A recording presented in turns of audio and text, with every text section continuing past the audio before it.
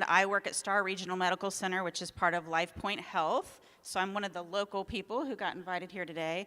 And what I shared with my group is that while hospitals really traditionally focus, and we regularly do root cause analysis, that what we've also started really focusing on is second victims. So for some of you who are maybe not in healthcare or haven't been very familiar with that, first victims are what you think of. It's the patient that it happened to or the family that was affected by that. But the second victim are the doctors and the nurses and the healthcare personnel, and sometimes those that support them, that were either involved in or surrounding or witnessing an event.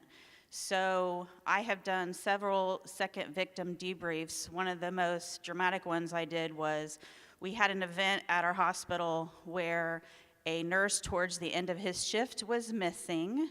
No one knew where he was. They went from room to room, calling out, couldn't find him. Eventually, someone said, "Did you check the staff bathroom?" So they went to check there, and they could hear noises on the other side of the door. The door was locked. They couldn't get in. And what was happening was he was literally dying on the other side of the door. So the other thing that happened at the same time was the key that they keep for emergencies had been loaned to a different unit, not even on the same floor of the hospital. So security had to come and actually take the doors off to get him out.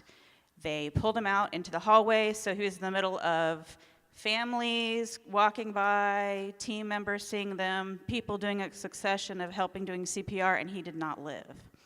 So that was very rough, as you can imagine, for our organization. So we actually did a second victim debrief, and I facilitated that.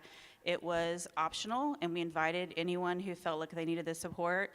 So when we do that, we actually let people cry, vent, be angry, grieve, process through that, and talk together as a group, because a lot of people in your industry, if you're not married or have a loved one or support person who's in your industry, they don't really understand.